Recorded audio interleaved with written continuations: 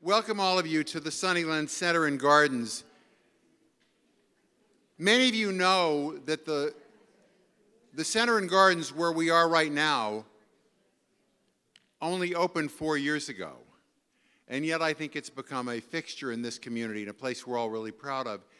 And I think a place where the Annenberg family and Walter and Leonore Annenberg would have been so proud to have you all here tonight. Let me just recognize and welcome a couple of the elected officials who are here, and if I miss anybody, I apologize. But of course, Mayor Dana Hobart is here with his wife, Vicki. Dana, welcome. Thank you, sir. I see on my notes here that Ted Weil is here. I don't know if you were actually here, Ted. I can't see. Yes, there's Ted Weil, Mayor Pro Tem, and his wife, Jenny. Welcome to you guys. The immediate past mayor of Rancho Mirage, Iris Smotrich, and her husband, Tom. Welcome to Iris and Tom. And Council Member Richard Kite. I have to say to all of you, for me, having been the president of Sunnylands for the last almost 6 years, what a true privilege it's been to work with all of you. And to make this dream become true, you've all played a crucial role, and you're making more dreams come true as well. And also I want to welcome State Senator Jeff Stone. Jeff, where are you? There are so many people here who played a role in the lives of Walter and Leonore Annenberg, but there's one person here in particular who was especially important, almost like another daughter to Leonore Annenberg, and I want to pay special recognition to her, and that's Carol Price. Carol, thank you so much for being here. You all know how much the Annenbergs cared about this community. There were other places in the world where they played an amazing role. If you go to London, you can hardly take a step without finding something else named for Annenberg. It's true in Philadelphia. We have a lot of Annenberg reasons to be proud in Los Angeles. But I think there was no place where they left a bigger mark than on this community. And it was 45 years ago when they played such an important role in helping to found the Eisenhower Medical Center, which we're celebrating tonight. And I know it's something of which they were enormously proud. And it was 50 years ago, I'm proud to say, this March, when the Annenbergs first welcomed visitors to Sunnylands. So we're celebrating at Sunnylands our 50th anniversary, these commemorative buttons, which I know, Jeff, we're already selling them on eBay, but we have them for you. Recognize the fact that it's been 50 years ago, so one of the first couples that the Annenbergs welcomed to Sunnylands in March of 2016 was Dwight and Mamie Eisenhower. And so it's so perfect, and of course, as you all know, we also like to say that we're the Camp David of the West, and who was David? David, of course, is their grandson, David Eisenhower. So we feel like Sunnylands is intimately connected with the Eisenhower family and also with the Eisenhower Medical Center. And we have the guest book and a few photos around and display in the gallery, and I hope some of you will have a chance to look at them. Later, you're going to hear from Anne Rowe, who's the Director of Collections and Exhibits. And actually, if you haven't adhered to her plea before, let me also remind you of her plea. If you have any especially wonderful memorabilia about the Annenbergs, which you think should be shared with our archives, please share them with Anne. She's she covets those kinds of materials. And she'll talk about the Eisenhower and Annenberg friendship. But first, Michael Landis, who I've actually known Michael since before I was the president here, because the Annenbergs brought together various Annenberg entities, and Michael and I were two Annenberg entities when I was the dean of the Annenberg School at USC. They planned a special evening for you, and I'm delighted to turn the podium and the evening over to Michael Landis. Thank you.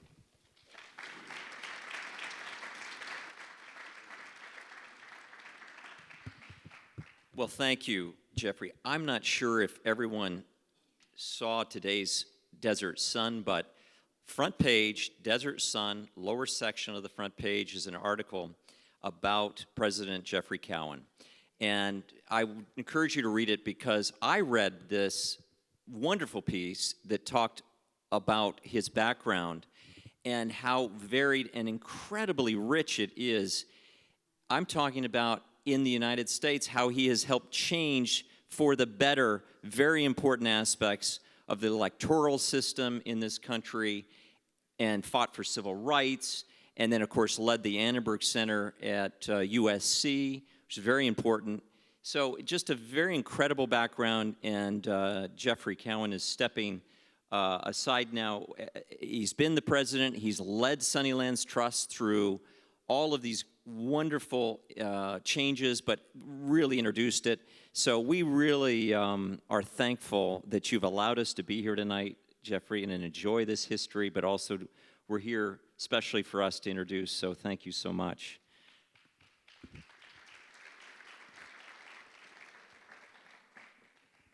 We're going to kick off this special program by welcoming Jan Salta and also Susie Loprino, who are our co-chairs and have just done a fabulous work for us at Eisenhower to celebrate our 45-year anniversary. And I want to bring both you up, Jan and Susie, please come up. We're celebrating our 50 years of Sunnylands relationship, but also, yes, thank you both.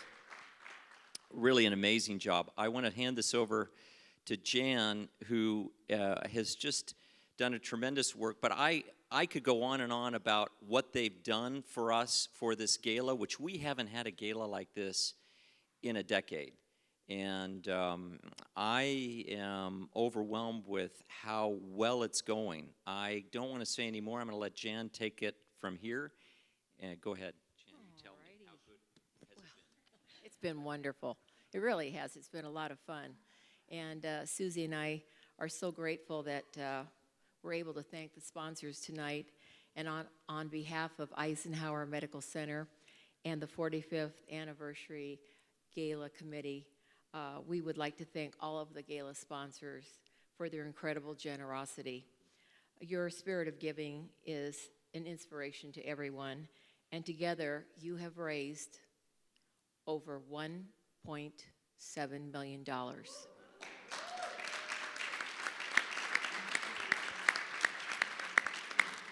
This will be used to purchase the new Da Vinci Xi surgical system.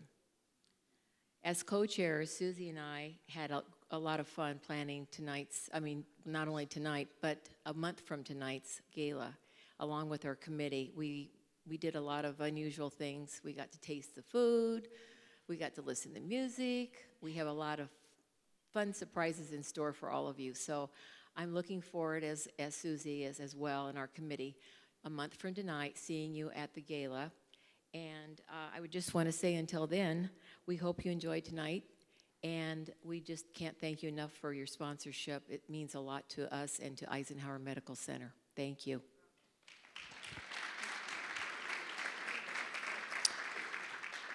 Stay here, Jan. It wouldn't be possible for us to be here tonight if Sunnylands hadn't allowed this. This is a special time for us as we celebrate 45 years. But I wanted to also say that the Hopes, this is something the Hopes and the Annenbergs actually used to get together on annually. They had a party, and it was actually the Hopes that put this on at the Hope Home, and the Annenbergs were consistently involved with this in advance of a gathering to support Eisenhower Medical Center every year for 30 years. Because the home is being sold, we also, we said, well, Sunnylands is the natural place to be. So we were lucky enough to be here, but I want to just share this. At the gala, we have something very important, and that is we think that Eisenhower Medical Center, like Sunnylands, is so American in its background and its history. And we're going to have a patriotic song. We're going to sing God Bless America. And one of the things that we decided to do, instead of having a professional come in like Lee Greenwood to sing it, it was actually too expensive. We said, they told me it's too expensive. So we said, we're going to have an open call. And in that open call, we're going, at McCallum, who donated McCallum Theater for us, we're going to have our board be the judges, along with our CEO and our senior VP, Marty Masiello, and Aubrey, our CEO. We're going to be the judges, and the winner of that open call, for those that are 15 to 24, we want a young singer to come in from anywhere, any school in the Coachella Valley and give it their best and sing it, and then we're going to judge them. And the number one singer will be the person that sings God Bless America at the gala. And we plan to give them a $4,500 in honor of 45 years check as a scholarship to continue their career. And so I'm going to turn this over to, I hope I didn't say too much, but I'm going to turn this over to you, okay, Susie Loprino. Thank you, Michael. I've had the pleasure of getting to know this young woman somewhat, and she's indeed charming, elegant, and she has a vision for herself. She is a singer and actress, and she performs in the Valley, has performed with several different theater companies. Her favorite role was in Les Mis, and she received Best Supporting Actress for Eponine. Anyway, she's been performing since the age of 7, and she is now 23, I believe, 24. And so I would like for you all to welcome Sarah Hager from Palm Desert.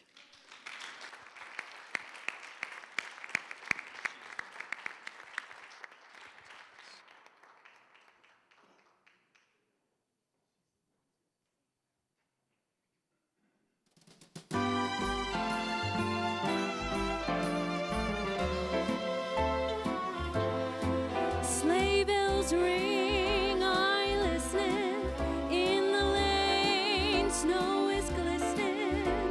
A beautiful sight, we're happy tonight, walking in a winter wonderland. Gone away is the bluebird, here to stay is a new bird. He sings a love song as we go along, walking in a winter wonderland. In the meadow we can build a snowman and pretend that he is Parson Brown. He'll say, are you married? We'll say, no, man, but you can do the job when you're in town. Later on we'll conspire as we dream by the fire to face unafraid the plans that we made, walking in a winter wonderland. In the meadow we can build a snowman and pretend that he's a circus clown. We'll have lots of fun with Mr. Snowman until the other kitties knock him down. When it snows, ain't it thrilling? Though your nose gets a chillin', we'll frolic and play the Eskimo way, walking in a winter wonderland. Oh.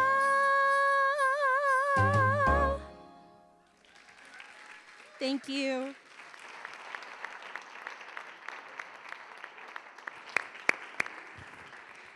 Sarah, that's beautiful. And you know why she won our hearts? All except one. Everyone was voting for it. And I'm not going to tell you who. And then once we talked about it, it was overwhelming unanimous.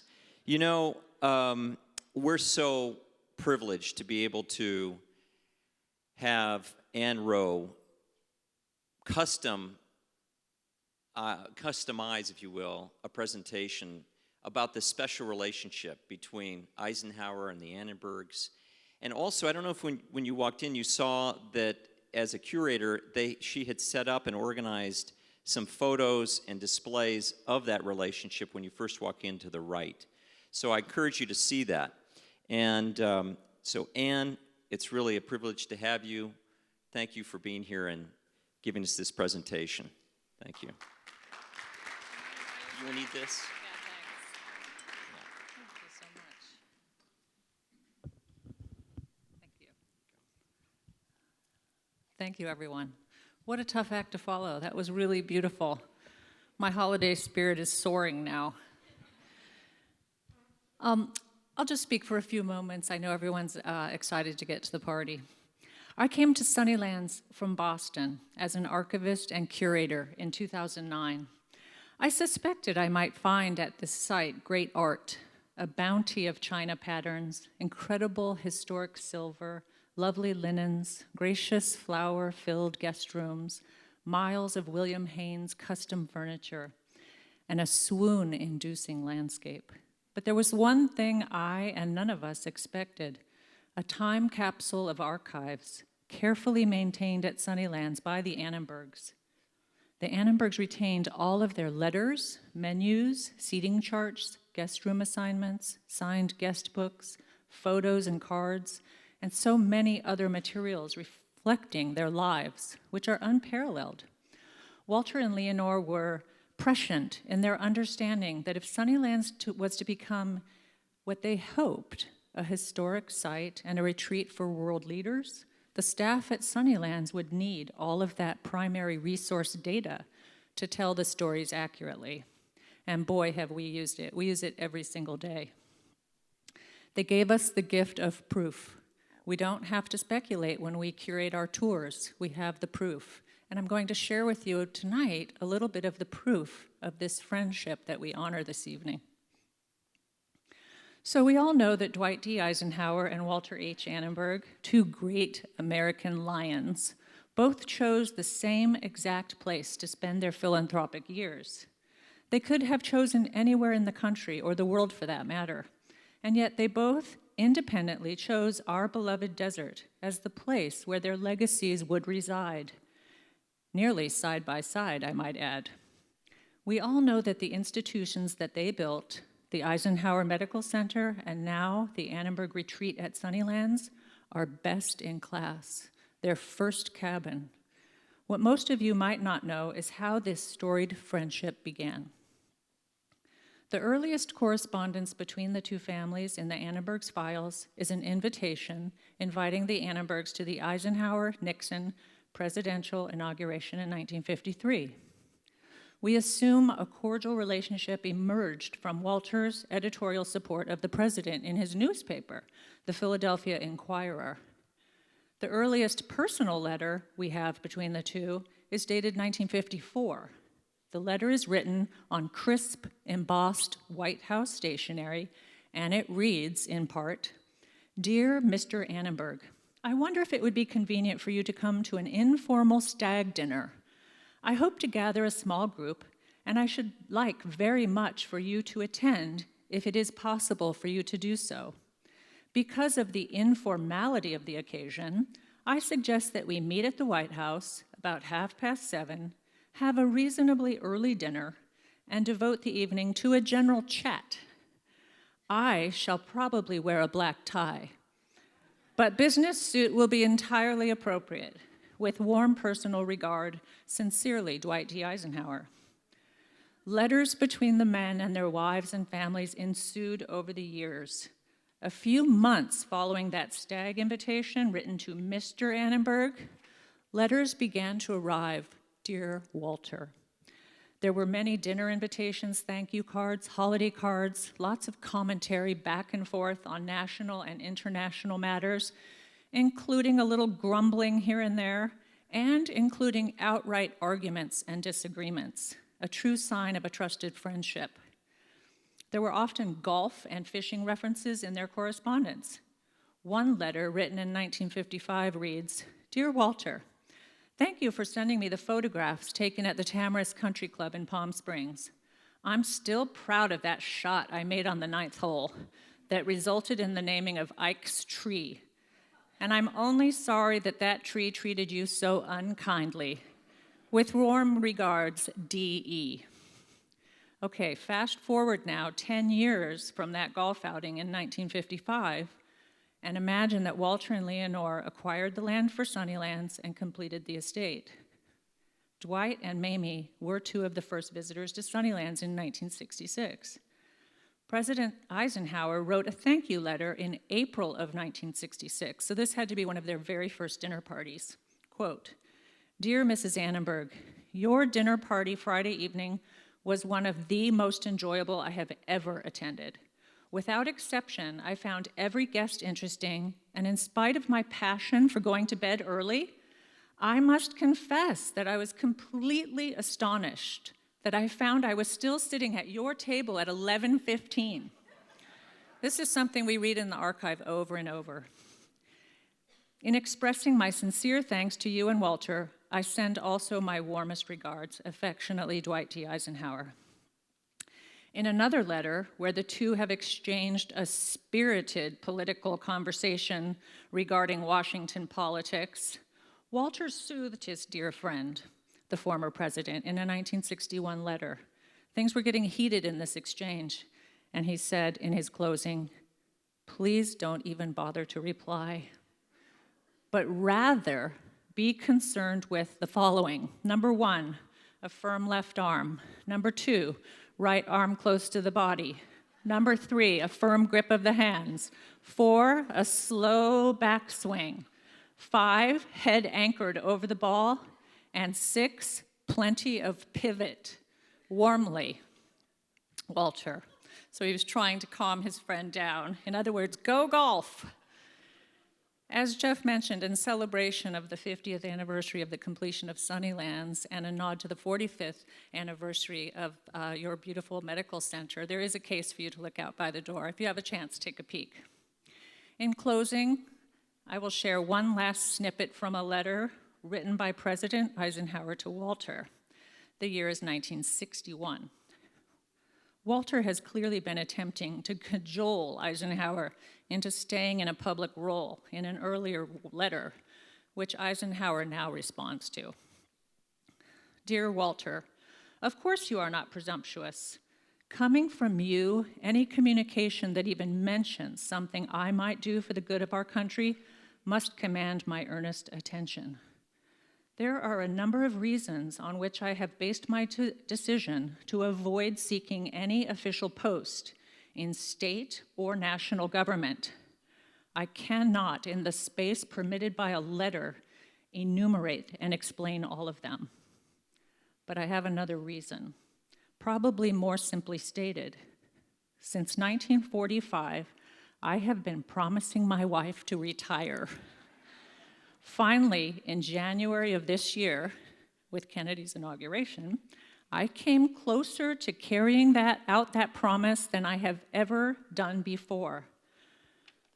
Should I talk to her now seriously about standing for another political office? One result would be that you would have the problem of electing a divorced man.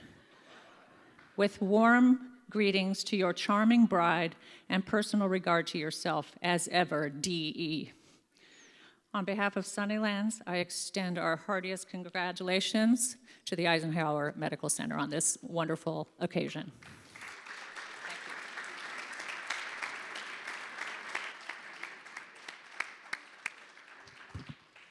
And that was tremendous, remarkable. Thank you for that. And now I want to ask Dr. Khoi to come up and present not only frontiers in medicine, but also in an important aspect of medicine, compassionate care. And I may say that Dr. Lay looks like he's 24 years old. I think we're close in age, and I've truly aged. But the reason why he looks this way is because if you see his parents, you'll appreciate that. Would you two mind standing? Both of his parents are here today.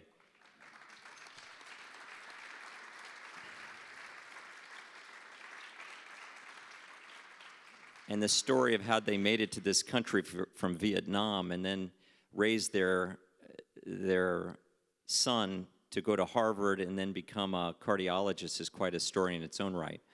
But Dr. Lay, we're privileged to have you speak. Thank you. I love following Michael because it's always at the right height. I don't like following Aubrey. So, thanks very much. Happy anniversary to Eisenhower and to Sunnylands.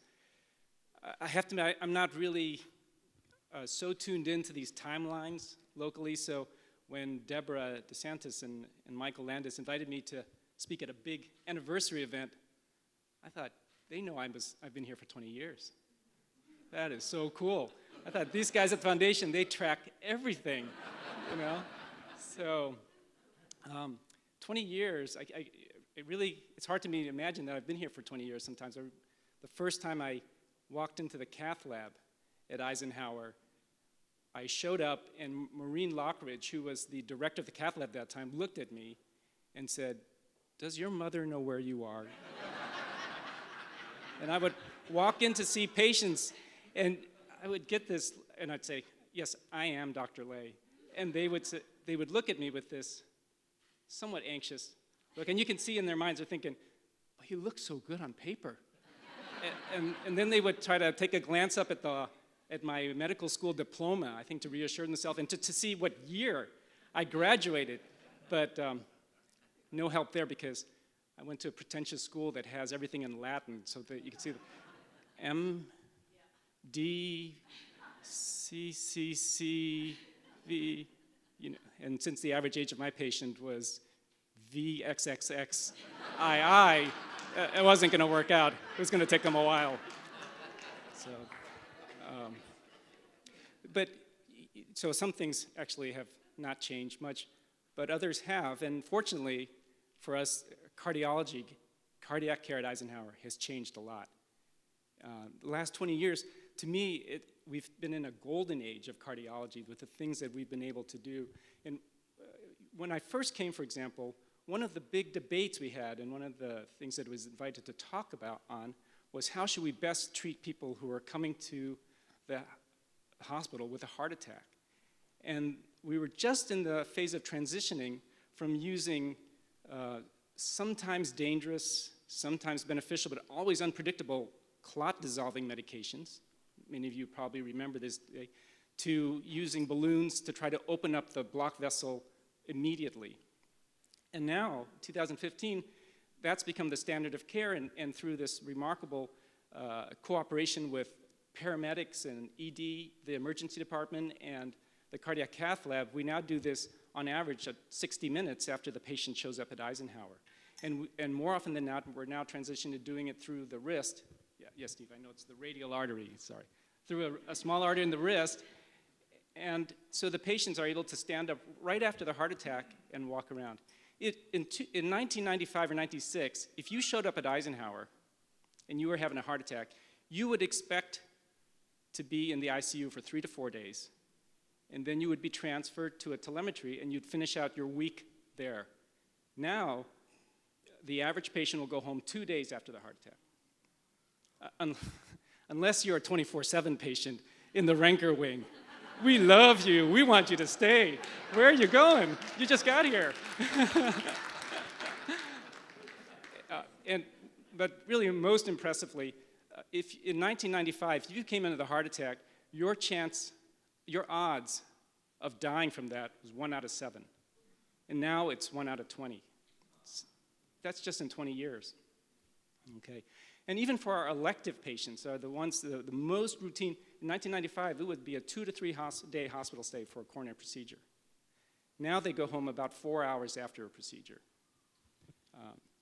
And we do over 600 of these procedures a year. And it's not like a big number just because we have making more widgets or something.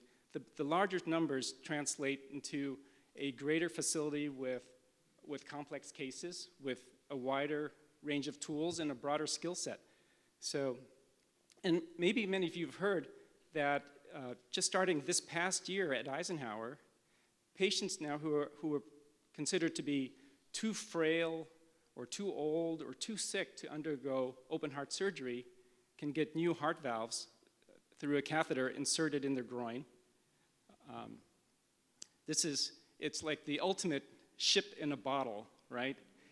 And it's cutting-edge medicine, and it's being done at Eisenhower. It's being led, a team that's led by this remarkable coalition of doctors Andrew Frutkin, P.K. Khanna, Joseph Wilson, and Matthew Powers, and a whole team of anesthesiologists and other support staff. There's 17 people in the room when one of these cases happens. They did 2 today, but with great success, okay? So you're thinking, opening up these pipes and putting in new valves, these guys really just want to be plumbers. And maybe we want to be the best plumbers ever, but But it's only partially true because there's a room for electricians too in heart disease. And we're lucky we've got Andrew Rubin and Leon Feldman, who are two gifted electrophysiologists. And now in the electrophysiology lab at Eisenhower, they can coax a sluggish heart to pick up the pace, and they can mellow out a racing heart. They put in amazing devices. I don't know if you were aware, in 1994, Andy Rubin put in the first defibrillator in the Coachella Valley. Now our Eisenhower Desert Cardiology Clinic, Pacer Clinic, follows 8,000 patients. We're the second largest in California, just behind the Kaiser system. Okay, so our patients are a little bit older than a lot of other people's patients, so we have more devices, I think. And if you're a pilot, you need a parachute. If you're a trapeze artist, you have a safety net. If you're a cardiologist, you've got cardiac surgeons. And in 1992, Joseph Wilson came to Eisenhower, which means that he's been practicing at Eisenhower for more than half of the entire history of the hospital. And for most of us at Desert Cardiology, we don't know what it would be like to do what we do without Jody backing us up all the time, which makes a tremendous difference. And under his leadership, cardiac surgery at Eisenhower has made progress every year. Complication rates have gone down. Bleeding rates have gone down. Hospital stays shorter. Survival is up. They've introduced new things, less invasive ways to harvest veins, less invasive surgery, robotic techniques. It's really amazing. And you know, we're talking about cardiac care tonight, but we could just as easily be talking about neurology or radiology, anesthesiology, even orthopedic surgery. The story would be the same. It wouldn't be as interesting, but it would be essentially the same, okay? There have been advances in every field, every medical and surgical field at Eisenhower. Eisenhower is now a place where increasingly locals, and I include all of you as locals, are choosing to stay and have your care. Eisenhower has also become a destination, from the outpatients who are flocking to our many centers of excellence to the critically ill patients who land in our helipads every day. And Eisenhower now is in the third year as a teaching hospital. These bright, inquisitive young docs who fact-checked everything you say makes us better. There's nothing like teaching that forces you to learn. And I think there's a lot of vision there that these young doctors will someday help us with our local primary care doctor shortage. So Dr. Sugar is one of the heads of that program. We really owe him a big debt. And now all these advances and none of this comes on the cheap. And Eisenhower's leadership has invested a king's ransom in technology, in people, in the plant, in the community to make this possible. And we really owe such a tremendous debt to the leadership of Eisenhower, to the board of directors, to the foundation, to all the donors, supporters who've made this possible. And you know, I have to say my gratitude to the hospital is real, and it's personal, because for me, against all odds, Eisenhower and the Coachella Valley have become my home. So we're marking a couple anniversaries here, but there's another anniversary, and that's 40 years ago, my family came to the United States. There's all this talk now where the world seems like such a chaotic place, doesn't it? War, terrorism, refugees, they dominate the news. Well, for our family, the world has always seemed a bit chaotic. When we came here, my parents and my sister and I, together alone, in 1975, we arrived in the summer. It was just 2 months after Saigon had fallen, and it was just as the United States was gearing up to celebrate its big bicentennial. We settled in South Bend, where we began our transformation from Vietnamese refugees to fighting Irish. And because I got there, when we got there, I was 14, so really we only had 4 years of living together, my parents and I, before I went off to college and then training, and never moved back to South Bend. But I was looking back, because it's 40 years, at some of the, one night when you can't go to sleep and you start Googling weird things. And I was looking at some of the newspaper things and speeches by politicians at that time. And it's interesting, because there were 130,000 of us. All this debate now about 10,000. We were 130,000 who came here. And there were some names that are familiar who were very outspoken against this large wave of. Joseph Biden was very against. The governor of California then said, we have all these minorities, we can't handle this. The governor of California in 1975 was Jerry Brown. But there was one who was really outspoken in favor of us, actually, and who made a difference, and who visited Fort Chaffee and gave a big speech and said, I regret that we left anybody behind. And that was Gerald Ford, who was the president at that time. And, yeah. And I wonder what he would have said at that time in 1975 if he had known that 30 years later, one of the people he was talking about would do an angiogram on his wife. I still build her, as I said.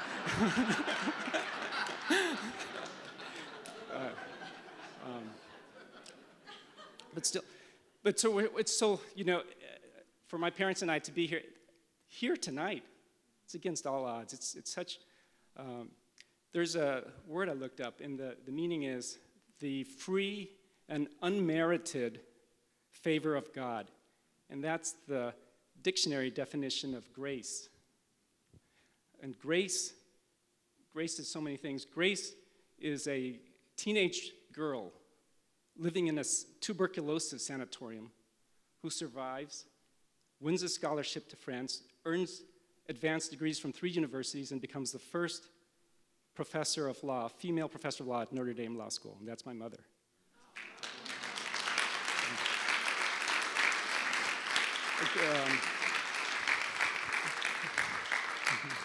Grace is a somewhat bookish student who was forced to drop out of high school because of the Japanese invasion during World War II of Vietnam, who then, years later, ends up in England and is the first Vietnamese person to graduate from Cambridge University in England. This is my father.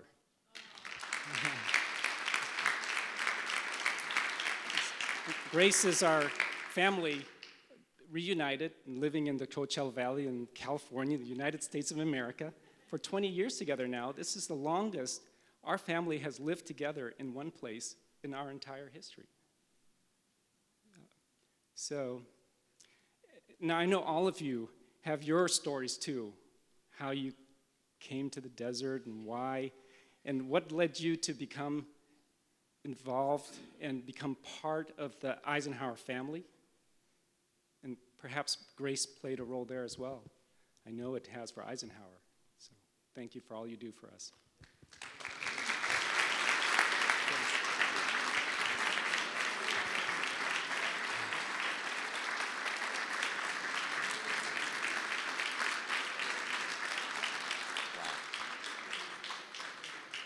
Okay. Well, thank you, Dr. Leif. And you can see where the compassion side of his practice and so many of our physicians' practices come from. And I know he was paying tribute as he was looking over here about Notre Dame and then orthopedics. Dr. O'Connell is sitting over there. But thank you so much for that presentation. And Anne Rowe, thank you so much for your presentation. It's been such a special evening. And this is exactly what Sunnylands and Jeffrey Cowan has made it all about. And so we want to thank also Jeffrey Baum Jeffrey, where are you? Thank you so much for making this happen. And Ken Chavez, thank you for being there for us for Sunnylands and helping organize it.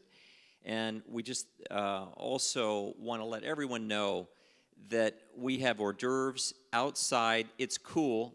Okay, it's cold. But we've got hors d'oeuvres outside. It's beautiful. We have 18 heaters, or I don't know how many heaters, but we'd like you to enjoy it out there because the garden setting out there with the lighting is just gorgeous. So if you want, make your way there. Enjoy the rest of the reception, and we just thank you all for your support of both Sunnylands and Eisenhower. Thank you.